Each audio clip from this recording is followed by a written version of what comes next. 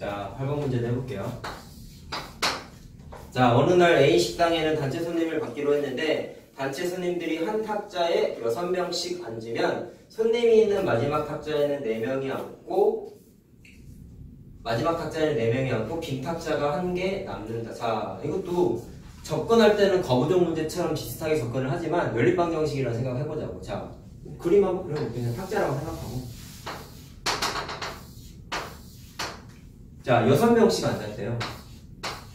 했더니 빈 탁자가 1개 남았다. 그럼 여기 안 쓴 거네. 그 다음에 마지막 탁자에는 4명이 앉았다. 이렇게 된 거지. 자, 그럼 요거 전에 있는 탁자까지 6명이 앉은 거지. 그럼 거기에서도 미지수 주지 않았어?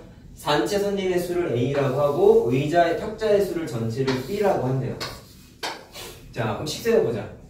사용하고 있는 탁자는 마지막 거 제외했으니까 사실은 B-1개를 사용한 거잖아. 근데 여기에서 6명의 앉은 탁자의 개수는 여기서부터 여기까지니까 얘가 B-2개가 되겠죠. 야, 그래서 6명씩 앉은 탁자의 개수를 6 곱하기 1개 일단 사람 수가 될 것이고 그거를 제외하고 뒤에 4명이 또 있잖아. 얘네를 못 앉은 건 아니야. 앉아는 있어. 자, 그래서 여기에 4명까지 싹 더하면 그게 전체 사람 수가 되겠죠. 됐니? 자, 그 다음에 5명씩 앉으면 1명이 탁자에 앉지 못한다. 자, 이번에는 어떻게 된 거야? 5명으로 바꿨어.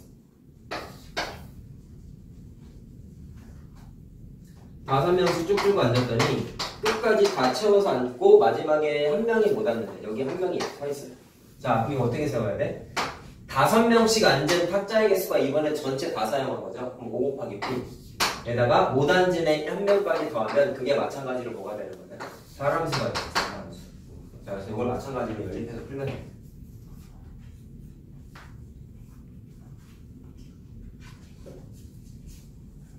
그래서 얘도 마찬가지로 과부족이라고 생각하지 말고 알겠지? 이렇게는 안 나올 것 같아 내 생각에.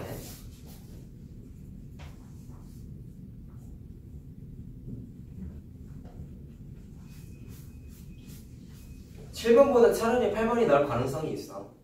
8번은 처음식 쓴 거 보면은 손님이 있는 마지막 의자에는 4명이 앉았다라고 딱 정해줬죠. 그럼 얘는 부등식으로 세울래야 세울 수가 없지. 이 정도는 나올 수 있는 거야. 연립방정식 활용으로. 근데 위에 있는 7번 문제는 조금 논란의 여지가 있는데 8번 정도는 좀 기억해야 돼. 그래서 알겠죠? 범위로 나올 수가 없잖아. 사용을 했다 뿐만 아니라 몇 명 앉았다라는 것까지 정확하게 줬기 때문에 얘는 절대로 부등식이 나올 수가 없어요.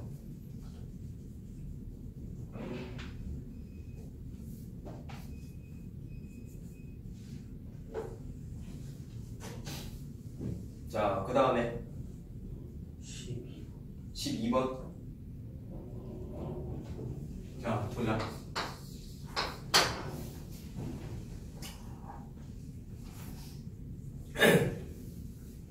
자, 남자 여자 비율이 5대 4네요. 자, 너무나 당연한 얘기지만 지원 비율이 5대 4라는 얘기가 남자가 5명, 여자가 4명이 아닌 거지. 그건 알죠? 자, 그렇게 됐을 때 합격자의 남자 여자 비율이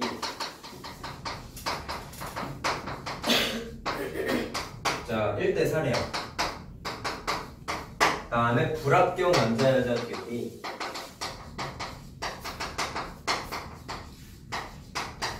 자, 3대 2네요. 자, 오디션 총 지원자 수가 900명일 때, 자, 총 지원자가 900명이면 지원자, 합격자, 불합격자 다 합친 거지? 이제 지원자라는 자체가. 그러면 그거를 통해서 뭐를 구할 수 있냐? 지원한 남자랑 여자의 비율이 주어져 있잖아. 그럼 그게 얘네들 전체 합친 게 900명이라는 거니까 비례배분하면 실제 남자, 여자 인원 구할 수 있겠네. 실제 남자, 여자 인원. 자, 그럼 이게 비율이란 말이야. 이걸 통해서 계산을 한번 해보면 자, 실제 남자는 900명에다가 전체 9등분한 것 중에 5개니까 몇 명이냐? 500명이죠? 여자는 그럼 400명이죠? 얘가 실제 인원이란 말이야. 자, 여기까지 이해됐죠? 그 다음에 어떻게 할래요? 합격한 남자랑 여자가 1대 4 비율이고 불합격한 남자 대 여자가 3대 2야. 자, 내가 비례시 조건이 있으면 사용할 수 있는 어마무시한 도구 알려준 거 있었잖아. 뭐였어? 1대 4는 사람 수가 이제 아니었잖아. 이게 무슨, 정확하게 내가 무슨 숫자라 그랬죠? 약분된 숫자라 그랬지. 그럼 얘가 어떤 숫자가 약분돼서 얘가 되는지를 모르잖아. 그래서 내가 약분된 어떤 숫자를 몰라서 그 숫자를 내가 K라고 놓고 풀어라라고 했었잖아요. 자, 근데 문자를 K 말고 A라고 넣자. 자, 그럼 이 A가 뜻하는 게 뭐라고? 약분된 숫자. 약분된 숫자. 그러면 1 곱하기 A랑 4 곱하기 A는 뭐라고 할 수 있어? 약분된 숫자를 곱했기 때문에 얘는 합격한 실제 남자수고 합격한 실제 여자수란 말이야. 이해됐어? 알겠어? 지성아? 이거 많이 했잖아. 내신은 무슨 말인지 알겠니 혹시? 자, 예를 들어서 봐봐. A 학생의 성적이 100점이고 B 학생의 성적이 90점이야. 그럼 두 학생의 성적의 비를 나타내면 10대 9점. 그럼 실제 A 학생하고 B 학생의 성적이 10점하고 9점이 아닌 거지. 진짜 성적은 이거잖아. 근데 봐봐. 얘를 지웠다고 생각해보자. 성적을 몰라. 이건 비율이래. 뭔가 네가 문제를 푸는 데 있어서 10대 9라는 조건을 좀 써먹고 싶은데 실제 값이 아니면 10에다가 바로 적용을 못해. 쉽게 생각하면. 그러면 약분된 숫자가 아까 100점 대 90점이었으면 10이라는 숫자가 약분된 숫자잖아. 근데 이렇게 싹 지워버렸더니 어떤 숫자가 약분되는지를 지금 모르는 상태가 된 거잖아요. 그래서 그 10이라는 약분된 숫자를 지금은 모르기 때문에 그 모르는 숫자를 양변에다가 그냥 이렇게 곱해준 거야. K가 그래서 의미하는 바가 뭐야? 약분된 숫자야. 약분된 숫자. 그럼 다른 플러스 어떤 조건을 이용해서 K가 만약에 네가 5라는 걸 찾았다. 그러면은 여기다 5 집어넣으면 A 학생의 실제 성적이 10 곱하기 5가 돼서 50점이 되는 거고 얘는 45점이 되는 거야. 무슨 말인지 알겠어? 그래서 비례식 조건이 있을 때는 이 미지수를 똑같은 숫자를 곱해주는데 정확하게 의미가 뭐냐면 약분이 된 숫자라는 걸 기억하셔야 돼요. 자, 근데 조심해야 되는 게 뭐겠어요? 여기에도 똑같이 A를 곱하면 잘못된 거 아니니? 왜일까요? 이런 거야. 100점 대 90점이었던 애 기하분수로 나타나면 기하분수. 가장 간단한 정수의 비로 나타나면 10대 9고 이때는 약분된 숫자가 10이죠. 근데 다르게 예를 들어서 한 명이 90점이고 한 명이 45점이라고 하는 거죠. 그럼 얘는 약분하면 가장 간단한 정수의 비로 나타나면 2대 1이지. 그럼 얘는 약분된 숫자가 10이었지만 얘는 약분된 숫자가 45점. 근데 이걸 마찬가지로 지웠단 말이야. 몰라서. 그럼 얘는 약분된 숫자 몰라가지고 A라고 갖다 치면은 여기에도 똑같이 A를 넣으면 큰일 나는 거잖아. 왜? 둘은 약분된 숫자가 어때? 다르지. 그러면 다른 약분된 숫자이기 때문에 얘랑 얘는 똑같은 문제로 놓고 얘는 다른 약분된 숫자지만 2라는 숫자와 1이라는 숫자 입장에서 봤을 때는 동일한 숫자가 약분된 애죠. 이해됐어요? 그래서 여기에는 다른 문자를 이렇게 곱해주는 거야. 지수가 아니다. 곱함이다. 알겠어요? 그럼 결론이 뭐냐면 비례식 조건이 두 개가 있으면 같은 문자를 곱해줘. 근데 그게 약분된 숫자야. 근데 얘랑 얘는 다른 숫자가 약분된 거기 때문에 A라는 동일한 문자를 쓰면 안 되고 B라는 문자를 써줘야 돼. 다른 문자를 써줘야 돼. 그럼 A랑 B를 찾으면 뭐를 계산할 수 있을까요? 실제 합격한 여자, 합격한 남자, 불합격한 남자랑 불합격한 여자의 실제 인원을 다 계산할 수 있어요. 알겠어요? 비례식 조건 다 이거야. 대부분. 알겠지? 자, 그러면 식을 세우면 된다? 너무나 당연한 얘기인데요. 합격한 남자랑 불합격한 남자 더하면 전체 지원한 사람 500명이 되어야 되지 않겠냐? 그래서 합격한 남자의 수 A에다가 불합격한 남자의 수 3B를 더하면 500명이라는 과연 남자에 관한 관계식이고, 자, 마찬가지로 여자에 관한 관계식을 세우면 4A가 합격한 여자, 불합격한 여자는 2B죠. 그래서 전체 몇 명이에요? 400명이라는 또 다른 관계식을 세울 수가 있지. 자, 이걸 연립해서 풀면 돼요. 자, 계산은 니네가 해봐. 알았지?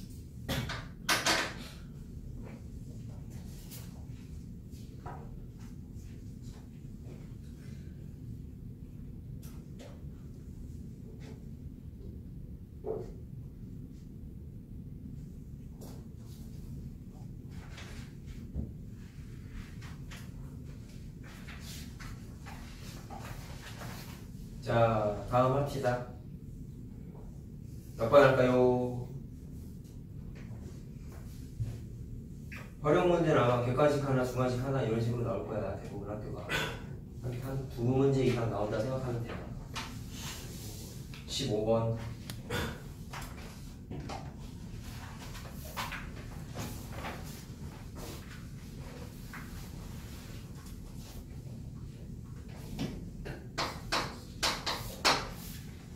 보자. A, B 두 팀이 핸드볼 시합을 하였다. 전반전에 A팀은 B팀보다 5점을 더 얻었고 후반전에 A팀은 B팀이 후반전에 얻은 점수의 3분의 1을 얻어서 전체 점수가 27대 28로 B팀이 이겼대. 자, B팀이 후반전에 얻은 점수를 구하라. 자, 굉장히 짜증나는 문제죠. 뭐를 미지수로 놓고 무슨 관계식을 세워야 될까? 헷갈리지? 자, 다시 한번 읽어볼게. 전반전에 A팀은, 자, 표를 그려봐. A팀하고 B팀이 있어요. 여기가 전반전이고 여기가 후반전이에요. 자, 전체 점수는 27대 28로 B가 이겼대요. 자, A팀이 B팀보다 5점을 더 얻었대. 전반전만 봤을 때 A팀이 B팀보다 5점을 더 얻었대. 미지수를 어떻게 놓느냐에 따라 식이 좀 다를 수 있어. 그냥 내 생각은 이렇게 한번 해볼게. A팀의 점수가 전반전만 봤을 때 B팀보다 5점을 더 얻었다고 했으니까 A팀의 전반전의 점수를 X라고 하면 나고 B팀의 점수를, 자, B팀이 몇 점이 더 낮은 거냐? 야, A가 5점이 더 높은 거니까 B팀은 5점이 반대로 낮아야 돼. X-5라고 해도 되네. 그 다음에 후반전에 A팀은 B팀이 후반전에 얻은 점수의 3분의 2를 얻었대. 자, A가 B의 3분의 2를 얻었대. 그러면 후반전에 얻은 A팀의 점수를 Y라고 합니다. 미지수 두 개 써야 되잖아. 근데 후반전에 B팀이 얻은 점수의 3분의 2를 얻었대. 얘가 얘의 3분의 1이에요. 말 헷갈리면 안 돼. 얘가 얘의 3분의 1이야. 자, 그럼 Y를 여기다 놔도 되고 사실은 여기다 놔도 되지. 이렇게 해도 되지 않냐? B팀의 후반전의 점수를 Y라고 하면은 A팀의 후반전의 점수는 여기에 3분의 2니까 3분의 2Y라고 해주면 되죠. 반대로 해도 상관없어. 근데 얘들아, 여기가 Y면 여기 거꾸로 되니까 2분의 3으로 바뀌는데 헷갈리니까 B팀 후반전 점수 기준으로 3분의 1을 얻었다고 했잖아. 그럼 기준이 되는 점수가 이번에 B팀이라서 B에다가 Y를 넣은 거야. 상관없어요. 아무거나 놔도 돼요. 자, 그럼 이렇게 놨는데 그럼 관계식이 어떻게 되겠어? 전반전 후반전 얻은 점수 더한 게 얘가 돼야 될 거 아니야. 전반전 후반전 얻은 점수 더한 게 얘가 돼야 될 거 아니야. 그럼 관계식 두 개 그냥 나와요. 이렇게 두 개. 그럼 연립방정식 하면 되겠어.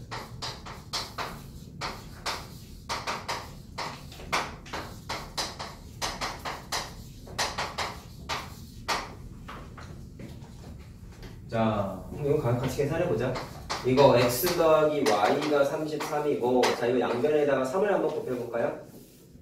3x 더하기 2y는 37에 21, 3이 6 이렇게 되지? 자, 대입법 하자. 아니다, 그냥 가감법 할까? 2 곱하고 2 곱하면 66 되죠? 자, 해서 위의 식에서 아래 식을 빼면 y가 날라가죠? 마이너스 x가 마이너스 15가 되죠? 자, 그래서 x가 15고, 자, y는 어디다가 넣을까? 자, 여기다 넣어보자. x에다가 넣어서 집어넣으면 아까 x 더하기 y가 33이었으니까, 자, y는 넘어가니까 18점이 되겠다.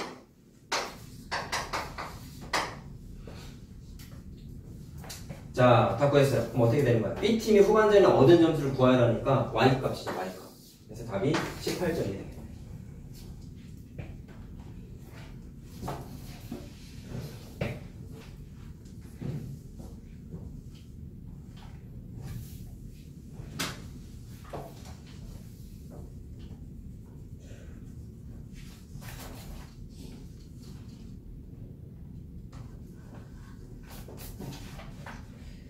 자, 하고 그 다음 거 17번이요 27번이요 자, 보자. 27번 민호와 동생이 달리기를 하는데, 자, 또 거석식 문제. 또 이거 헷갈리지. 거석식 문제는 내가 반드시 뭐를 그리라고 했냐? 막대기 그림 그리라고 했잖아. 자, 같은 방향으로 출발하여 만나는 문제. 자, 출발점에서 6m/s의 속력으로 갔대. 동생은 앞에서 50m 앞에서 출발했대. 자, 여기서 좀 출발해서 쳐보자. 여기가 50m이고요. 여기에서 몇 초? 4m/s로 달렸대. 자, 민호와 동생이 처음으로 만나는 것은 몇 초 후인가? 라고 했어요. 자, 계속 앞에 길이 이렇게 있을 때, 자, 예를 들어서 여기쯤에서 두 사람이 만났다고 한번 생각해보자 말이야. 자, 근데 여기에서 중요한 건 동시에 출발한 거야. 두 사람의 관계에서 봤을 때 같은 게 뭐고 다른 게 뭔지를 좀 생각해야 돼. 자, 일단 다른 거 뭐냐면 두 사람의 속력은 다르죠. 그 다음에 동생이 앞에서 출발했기 때문에 만난 지점까지 동생이 달린 거리는 요만큼이지만 형이 달린 거리는 여기서부터 여기까지 달린 거잖아. 그럼 두 사람이 달린 거리도 다르지. 같은 게 하나 있어요. 뭐가 같아요? 동시에 출발할 때. 만난 것도 동시에 만난 거잖아. 두 사람이 만나기까지 걸린 시간이 같아.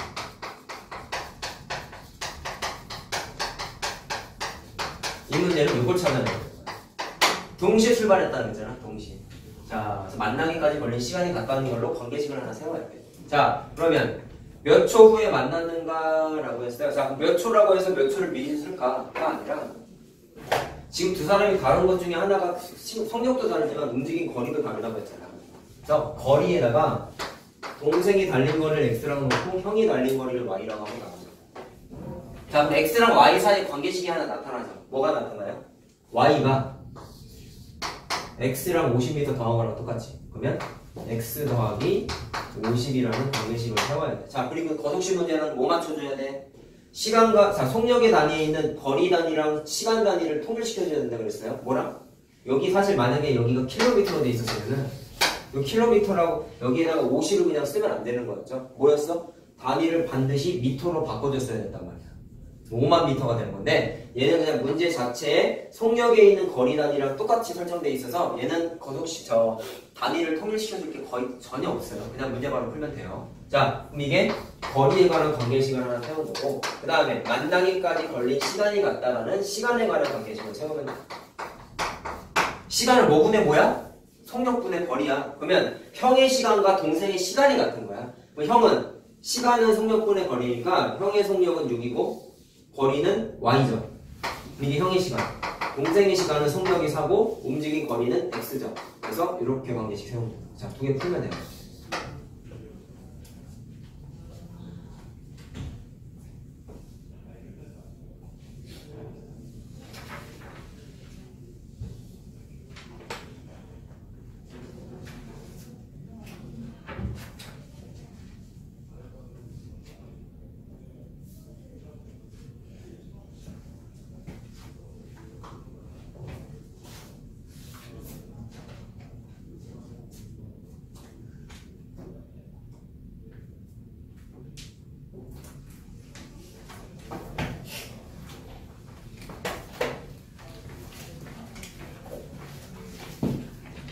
준이 왔냐? 요거 좀 하고 더 치우고 나갔지?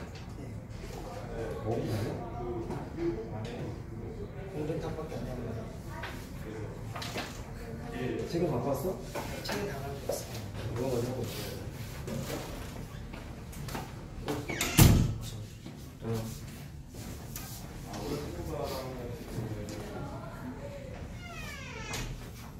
자, 그 다음에 뭐 할까요?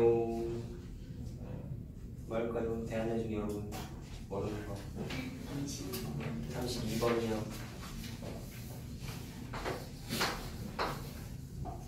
자, 얘도 거북신가요? 자, 트랙 문제네. 자, 트랙은 기억해야 되는 게 뭐 있었죠? 자, 출발 지점이 여기일 때 반대 방향으로 출발했을 때랑 같은 방향으로 출발했을 때랑 자, 뭐가 있었지? 반대 방향으로 출발하게 되면은 두 사람이 움직인 거리의 합이 자, 트랙의 둘레길이랑 똑같았고 반대 방향으로 움직였을 때, 같은 방향으로 움직였을 때는 두 사람이 달린 거리의 차. 다시 말하면 빨리 움직이는 애의 거리에서 느리게 움직이는 애의 거리를 뺀 게 그게 마찬가지로 트랙의 둘레길이랑 같다는 걸 기억하셔야 됐어. 기본적인 내용은 두 개밖에 없었어요. 자, 그럼 32번은 길이가 자 6km의 호수가 자 이게 트랙의 둘레길인 거야. 자, 단위 맞춰져야 되는지를 좀 확인해 봐야 돼요. 같은 지점에서 동시에 출발해서 서로 반대 방향으로 걷고 있다. 자, 그럼 요거를 써야 될까? 한번 볼까? 민호가 900 걷는 동안 수지는 300을 걷는다. 이게 뭘까요? 속력이 아니야. 이건 비율이야. 자, 빨리 달린 애가 900m 가고 그때 느리게 달린 애가 300m를 가는 거야. 이건 뭐냐면 속력의 비를 준 거야. 알겠어요? 자, 민호와 수지의 속력의 비가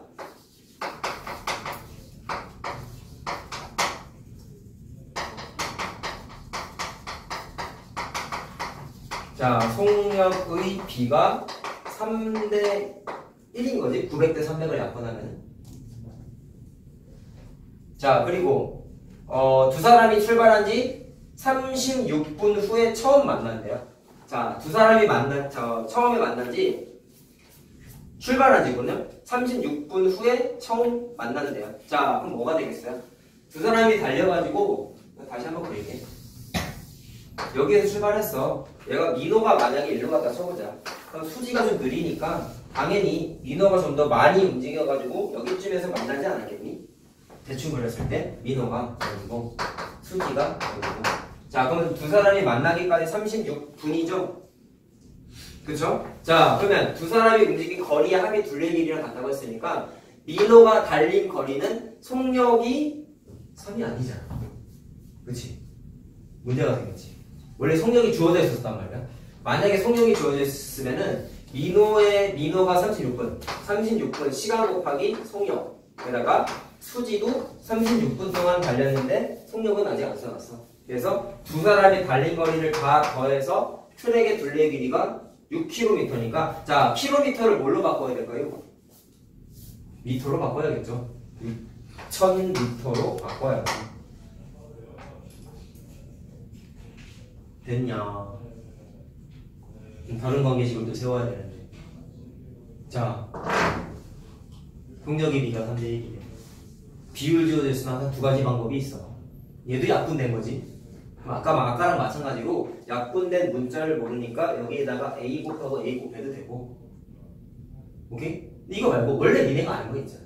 속력의 비가 3대 1이면 자, 이런 거 아니겠냐? 민호의 속력을 X라고 놓고 수지의 속력을 Y라고 놓으면 그게 3대 1의 비율을 갖는다는 거 아니니? 그러면 속력에 관한 비례식을 하나 들을 수도 있는 거지. 자, 그럼 자동으로 민호의 속력 X고 수지의 속력 Y니까 민호의 속력 여기다가 채우고 수지의 속력 여기다가 채우면 되겠네. 그럼 X, Y에 관한 관계식 두 개가 나타났죠. 이거 연립방정식으로 풀면 돼. 그러면 얘들아 봐봐. 이거를 그냥 아까 내가 알려준 방법대로 3대 1인데 약분된 거 몰라서 여기다가 니네가 아까 내가 알려준 대로 여기다가 A를 썼다고 해보자. 그러면 민호의 속력은 3A이고 수지의 속력은 그냥 A가 되는 거죠. 이해됐어요? 그럼 이때는 관계식이 어떻게 되냐면 이거랑 별도로 써줄게. 36 곱하기 민호의 속력 3A를 곱하고 36 곱하기 수지의 속력 A를 곱하면 그게 두 사람이 달린 각각의 거리인데 합친 게 트랙의 둘레 길이랑 같다면서 그럼 이거 그냥 계산하면 A가 나오죠. 그럼 이건 무슨 식이야? 문자가 하나잖아. 얘는 1차 방정식이야. 알겠어요? 그러니까 연립방정식 풀이랑 1차 방정식 풀이가 이렇게 달라진다. 이건 중1 풀이, 이거는 중2 풀이. 알겠어요? 잘못된 방법이냐? 아니야. 이것도 이렇게 해도 돼. 근데 문제에서 연립방정식 활용으로 풀려고 만약에 서술형에서 이렇게 나왔다 쳐보자. 그럼 이 아래 걸로 풀면 문제가 좀 생기겠지. 알겠죠? 그래서 방법은 알고 있대. 자, 구분은 좀 지우셔야 돼. 알겠죠? 비례식 조건이 있으면 두 가지밖에 없어, 이 방식이. 계산은 아래 거를 써놓기만 하고 푸는 건 위의 방식으로 푸세요.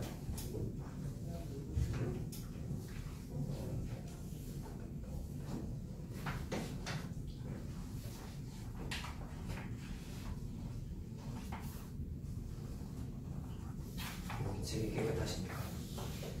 제가 너 이렇게 할 거야. 또 큰일 나. 왜 안 했어? 시간이 없었어요. 이거는 첫날 숙제였잖아. 그러니까.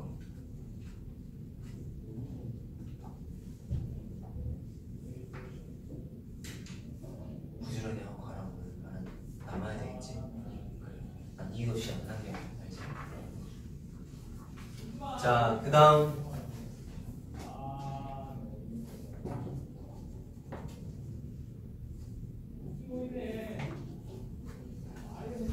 뭐 할까요?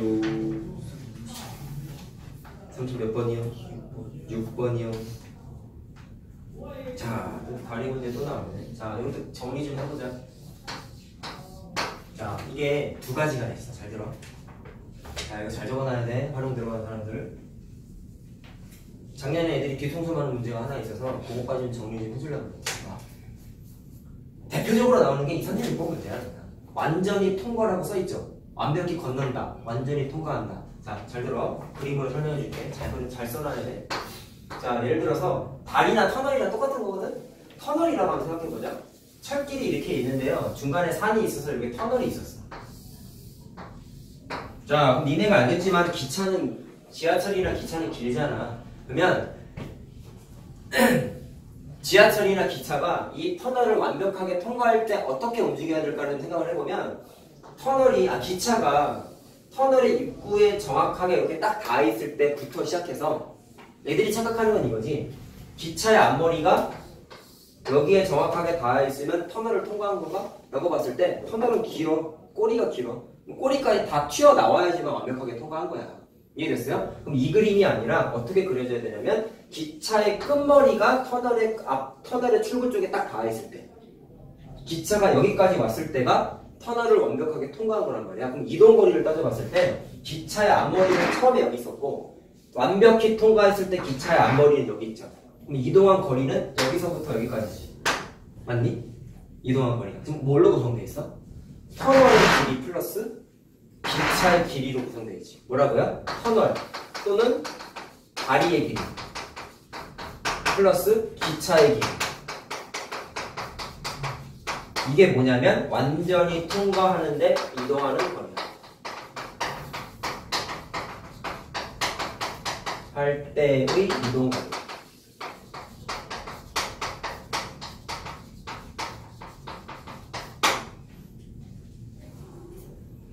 유형마다 개념이 다 있어서 다 할 줄 알아야 돼. 그래서 연방이 어려운 거야.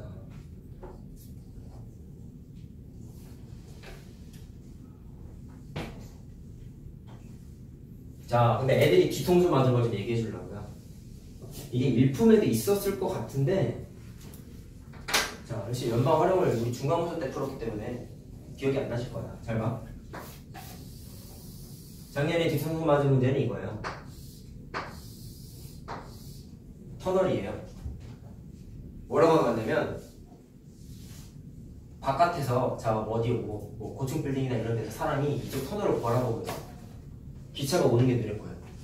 그럼 거꾸로 얘는 완벽히 통과를 그랬잖아. 이번에 바깥에 여기에 사람이 이렇게 보고 있는데 기차가 눈에서 안 보이는 시간을 알아보고 싶대. 눈에 아예 안 보여야 돼. 그럼 어떻게 된 거야? 기차가 터널 안에 숨어 있어야 되지. 이해되지? 그러면 언제부터 언제까지 안 보이는지를 그림을 마찬가지로 그려보면은 얘는 보이죠? 이 상태는 보이죠? 그럼 기차의 끝머리까지 터널 안에 깊숙이 들어가 있어야 되지. 밑에도 다 안 보이지. 그럼 언제까지 안 보여? 기차의 앞머리가 터널 앞으로 삐져나오면 안 되네? 그럼 삐져나오기 직전까지만 보여야 되는 거지. 그러면 그림을 그렸을 때는 이런 식으로 그려져야지. 이때는 사람이 기차가 안 보이겠죠? 이해됐어요? 그럼 이동거리 마찬가지로 따져봐. 앞머리가 어딨어? 여기서부터 여기까지 움직였지. 그럼 이동거리가 이번엔 요만큼만 기차가 움직인 거야. 자, 그럼 이거를 어떻게 표현할 수 있을까요? 이 거리를요? 전체 터널의 길이에서 기차의 길이를 이번엔 빼야 되겠죠? 제목 알겠니? 전체 터널의 길이에서 기차의 길이만큼 빼야지 기차가 움직인 거리가 되잖아. 자, 이때는 그래서 정리하면 어떻게 되냐면 터널 얘는 이제 안 보인다는 문제이기 때문에 다리로는 잘 안 나올 거예요. 다리는 지나가면 다 보이잖아. 그래서 터널의 길이에서 터널에서 기차의 길이를 뺀 게 그게 뭐냐면 안 보일 때, 기차가 안 보일 때의 이동거리. 자, 이거 꼭 정리해놔요. 근데 그림 그려보면 사실 바로 판단할 수 있거든.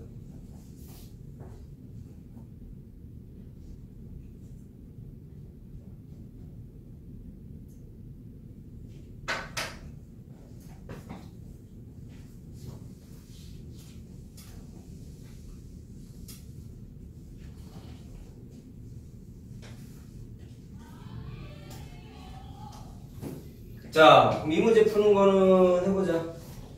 자, 얘는 그냥 전형적인 문제라서 자, 길이가 자, 이거 써서 풀면 돼요. 해볼게요. 길이가 200m의 기차가 일정한 속력으로 철교를 완전히 건너는데 걸리는 시간이 25초다. 자, 걸린 시간이 주어져 있죠. 시간. 자, 얘가 자, 시간은 속력분의 거리잖아. 근데 모르는 게 뭐를 모르는지 한번 봐봐. 길이가 200m라는 거는 기차의 길이야. 근데 철교의 길이가 안 나와 있지. 다리의 길이. 그래서 철교의 길이를 xm라고 넣고 자, 그 다음에 또 안 나와 있는 게 기차의 속력도 안 나와 있죠.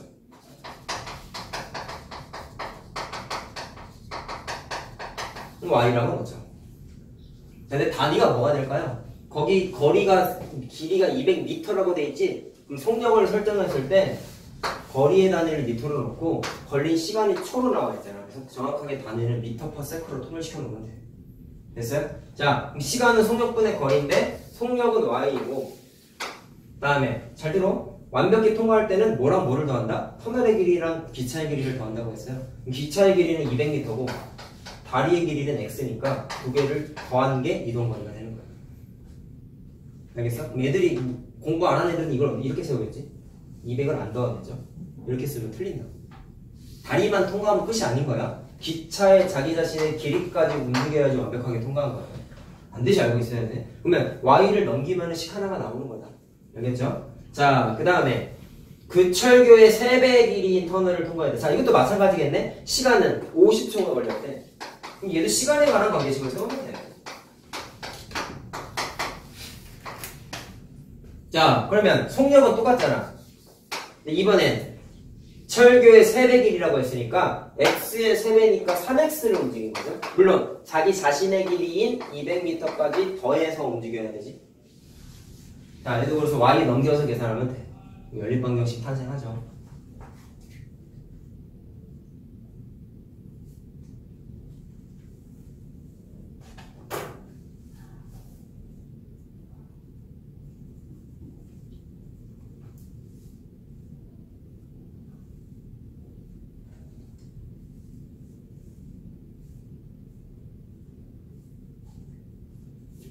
자, 계산은 니네가 해보시고, 알았죠?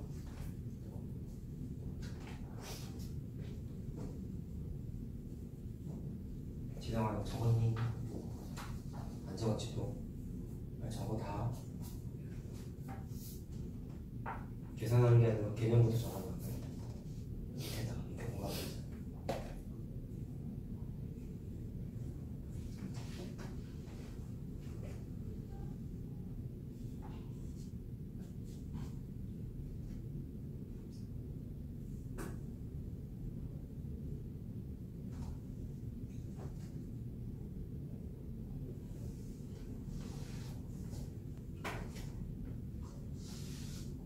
자, 또 질문해보세요. 재원아, 몇 번 할까? 모르겠네. 뒤에 있어? 없어? 다 있어?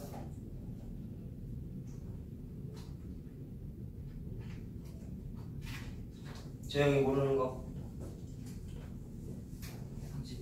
39번. 자, 39번 해볼게. 농도 문제네. 자, 농도 문제는 뭐 기억해야 되냐? 농도 공식이랑 소금의 양 공식이랑 두 개 기억해야 되죠? 알고 있다고 생각하고 안 쓴다. 알았냐?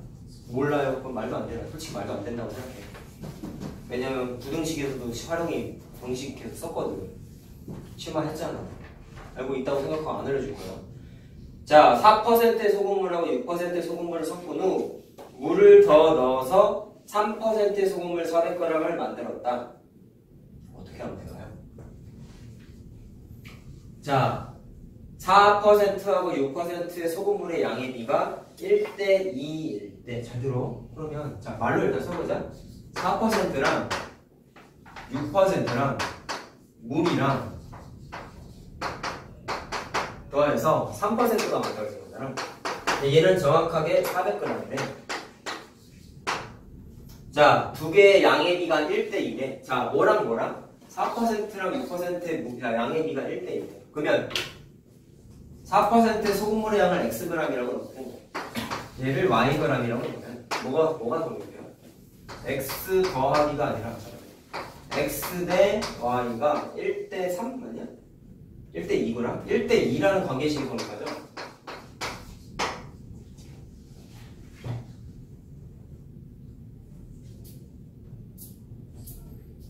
자, 그 다음에 물까지 넣어가지고 400g이 된 거잖아.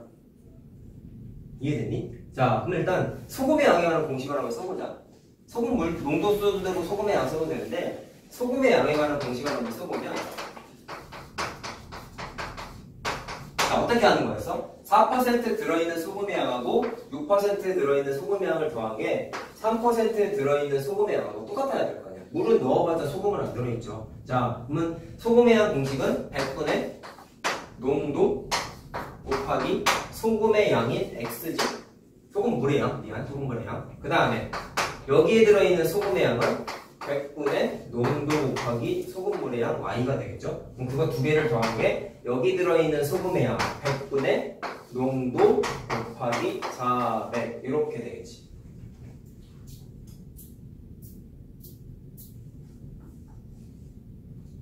자, 이게 소금의 양의 공식 쓴 거고 하나 더 세워야 되잖아. 어떻게 할까요? 이거 써먹어야 되지 않을까? 그냥 대입하면 나오냐? 대입하면 그냥 나올 것 같긴 한데 얘는 왜 있는 거야? 그러면? 계산해볼까? 자, 이거 계산하면 물의 양립이 6% 소금물의 양. 그쵸? 물이 아니죠. 자, 그럼 계산해보자. x 대 y가 1대2니까 y는 2x가 되잖아. 자, 여기 양변에 100을 좀 곱해서 정리하면 4x 더하기 6y는 1200이죠. 자, 그 다음에 y는 2x니까 y에다가 2x를 대입하면 12x, 16x네. 그러면 1200이네. 자, 그럼 x를 계산하면 4, 4, 16, 4, 3, 12, 자, 4, 1은 4, 4, 7에 28, 4, 5, 20 그래서 x가 75가 나오고 자, y는 x의 2배가 y라고 했으니까 곱하기 2하면 150이 되겠죠. 자, 근데 물어본 건 더 넣은 물의 양이래요. 어떻게 하면 되냐? 전체가 400g이다 얘들아. 그러면 이 400g이 뭘로 구성되어 있는 거야? 4%, 6% 플러스 물 다 더한 게 400g이거든. 거꾸로 물을 계산하려면 400에서 xy 방금 계산한 거를 다 빼버리면 돼요. 물의 양이죠. 맞니? 자, 그럼 얼마냐? 225니까 275인가요? 답이 없네? 225 175인가? 있네. 175. 자, 해서 4번이죠. 4번.